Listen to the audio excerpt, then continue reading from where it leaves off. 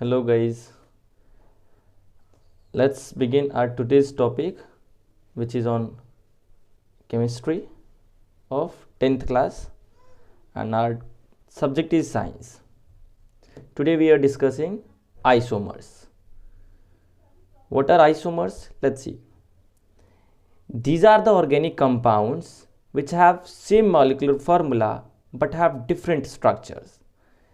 Guys isomers वो आपके organic compounds होते हैं जिनका मॉलिक्यूलर फार्मूला तो सेम होता है लेकिन इनके स्ट्रक्चर डिफरेंट होते हैं। मतलब एक ही आपका कंपाउंड होगा, उसका फार्मूला तो सेम होगा लेकिन उसका स्ट्रक्चर डिफरेंट बनेगा। कैसे? Let's see. Let's have example of butane. Butane का गाइस फार्मूला क्या होता है? ब्यूटेन का फार्मूला होता है C4H10, है ना। तो उसका एक स्ट्रक्चर तो ऐसा बन जाता है, दूसरा स्ट्रक्चर ऐसा बन जाता है। फॉर्मूला दोनों का सेम ही है, C4H10 ही है, लेकिन स्ट्रक्चर देखिए एक का स्ट्रेट बन गया और एक का ब्रांचिंग भी बन गया। तो ये आइसोमर्स कहलाते हैं। तो वही हमने बताया आपको, normal butane and isobutane are examples of isomers. इसको गाइज ये एन ब्यूटेन का ही नाम नॉर्मल ब्यूटेन होता है और आइसो जो स्ट्रक्चर होता है ना, आइसोमर्स का सेकंड स्ट्रक्चर को आइसो कहा जाता है। ठीक है, तो जैसे ब्यूटेन का दूसरा स्ट्रक्चर का नाम होता है आइसोब्यूटेन। ये इनके कॉमन नेम है। अब सिंपल ये आप लोग देख सकते हैं, ब्यूटेन का कॉमन नेम जो सिंपल है, जिसकी ब्रांचिंग नहीं है, वो एन ब्यूटेन है। अगर इसका आयुपिक नेम बोलेंगे तो आयुपिक नेम ब्यूटेन हो जाता है। आयुपिक नेम क्या होता है guys? International union of pure and applied chemistry.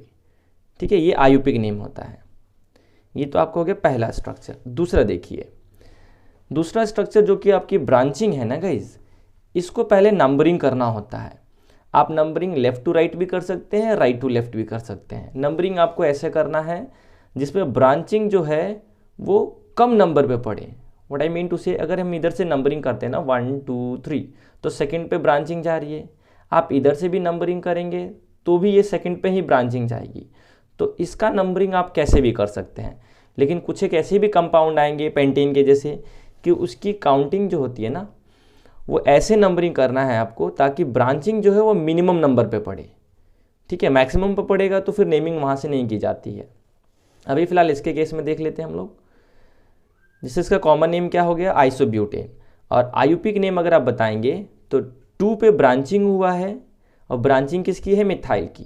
तो इसलिए इसका नाम होगा 2 मिथाइल और सीरीज पूरा कहाँ तक गया है? मिथ इत प्रॉप तक। तो इसका नाम हो जाएगा 2 मिथाइल प्रोपेन। ये आपका ब्यूटेन का सेकंड स्ट्रक्चर है।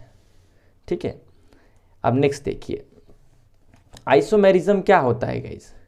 द एग्जिस्टेंस ऑफ 2 और different organic compounds having the same molecular formula but different structure is called isomerism, and it is possible only with hydrocarbon having at least 4 or more carbon atoms.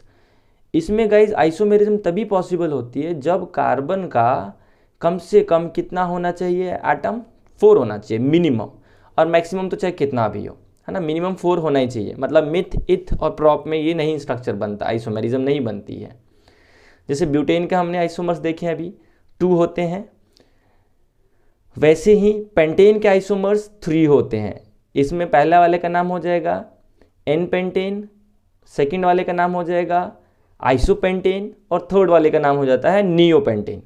Third वाला structure neo होता है ना। ऐसी hexane का भी हो जाता है। कितने आइसोमर्स? 5 isomers are there. अब ये हमारे सिलेबस में नहीं है हेक्सेन का कि उनके बनाना पड़े, हालांकि ब्यूटेन और पेंटेन दोनों हैं गाइस, है ना। तो इसको आप लोग गौर से देख लेंगे। फिर नेक्स्ट क्लास में आपको पेंटेन का भी स्ट्रक्चर बना के हम दिखा देंगे। ठीक है गाइस, ओके, थैंक यू।